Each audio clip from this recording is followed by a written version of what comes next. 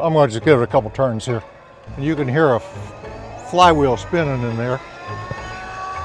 You go to the cockpit, it engages that spinning flywheel and starts the engine. So no electrical system. You don't need all that basic med and class 1, 2, and 3 physicals. When you crank this thing up and go get in it, you've already done a medical. AOPA keeps flying safe, accessible, and fun by protecting your freedom to fly. We are the most trusted one-stop resource for all things related to general aviation. Become an AOPA pilot today.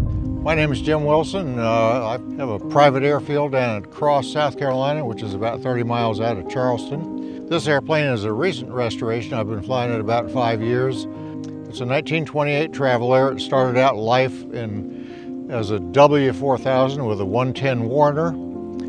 The first owner of the airplane was Dean Banks, who was the guy that convinced Poncho Barnes to learn to fly.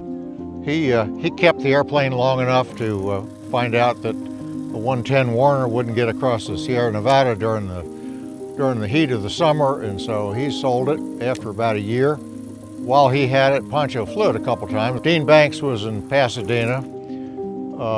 He sold it to a man in Pittsburgh, California, Floyd Bastian, who did everything you could do with the airplane in the late 20s and 1930s. He did some barnstorming, ride hopping, instruction, and he did many, many trips. He flew the thing to New York City and back, to Salt Lake City and back. He went to Wichita and back twice, and he went to the Chicago World's Fair in 1933. And he took his little Brownie box camera and took pictures all the way.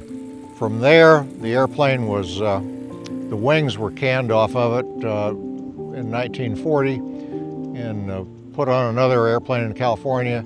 This was sold for spare parts. Parts and pieces went many different places, to Montana, to Missouri, to Indiana. I was looking for something to keep me off the street for years, and I certainly found it. And if I had to divide the project into thirds, it would be 1/3 figuring out how to do it, how it was originally done. A third of it be actually doing it, and the other third is getting approval to do what I was doing. And I used the services of DER and DAR and a lot of historic data, 337 data, to accomplish it. The only part of the airplane that I didn't do in its entirety is I didn't overhaul the propeller.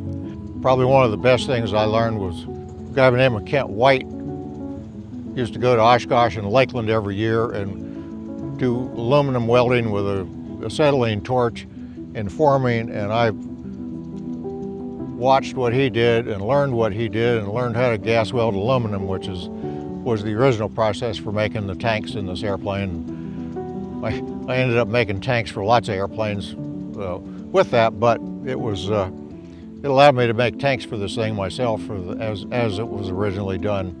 I decided to make it into the configuration of the D4D with the Wright J67 and the Speed wings.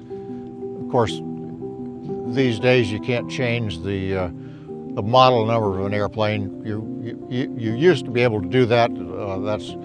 That's not allowed anymore, and so it's still registered as a Model 4000, but everything about it is in the configuration as close as possible to the D4D. And it's a really nice, it flies like it's on rails. I mean, it's a very nice flying airplane. The ailerons are heavy because it's kind of fast for a biplane like this, but probably has more cool factor than it does utility.